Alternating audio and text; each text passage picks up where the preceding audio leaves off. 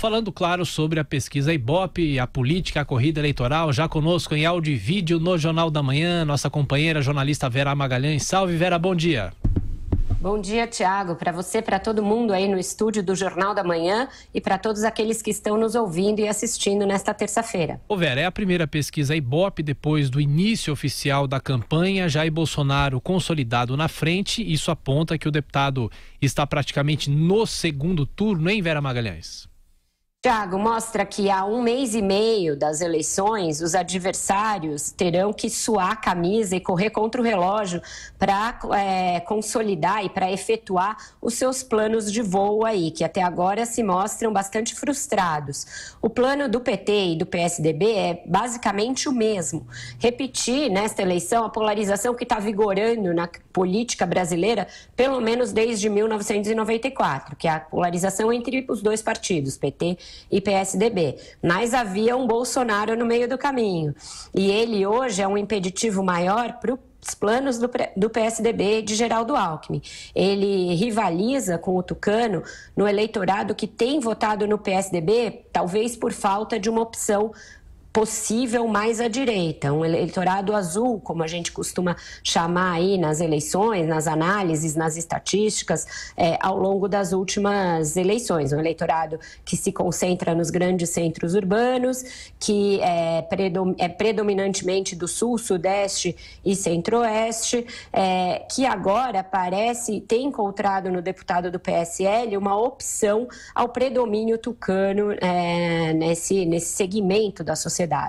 Então, o PSDB contava muito com as armas da política tradicional para fazer valer a velha polarização. Tempo grande de TV, estrutura, capilaridade nos estados e uma campanha baseada ali nos partidos tradicionais, nos principais partidos do chamado establishment político. Mas Bolsonaro, a campanha já está se aproximando aí da sua reta final e ele segue firme num patamar que não é imenso, mas é confortável em relação aos demais. Ele tem 20% nessa pesquisa Ibope naquele cenário sem o ex-presidente Lula, portanto o cenário mais provável. Isso vai se manter assim depois que ele for, e se ele for, alvo de uma artilharia na propaganda eleitoral? Seus apoiadores parecem apostar que sim e vão fazer das redes sociais uma trincheira contra essa nova fase que se avizinha aí, que começa em 31 de agosto.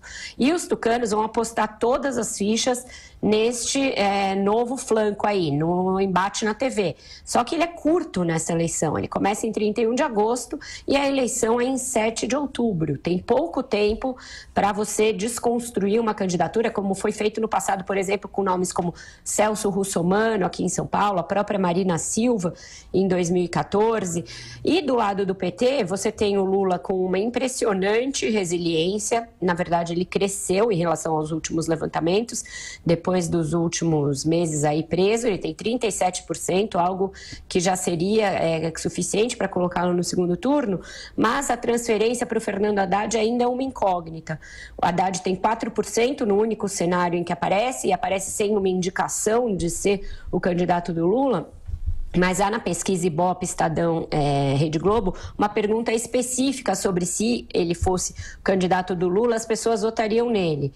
Existe ali um percentual razoável que diz que sim, mas tem 60% do eleitorado, aí do universo, e não só dos eleitores do Lula. 60% do eleitorado diz que não votaria nele de jeito nenhum nessas circunstâncias. Que mostra que o apoio do Lula pode sim, se bem aproveitado e se bem explicado ao eleitor, levar a Haddad ao segundo turno, mas teria imensas dificuldades de fazer com que ele vencesse uma eleição contra qualquer opositor por essa barreira dos 60% que dizem que não votariam nele de maneira nenhuma.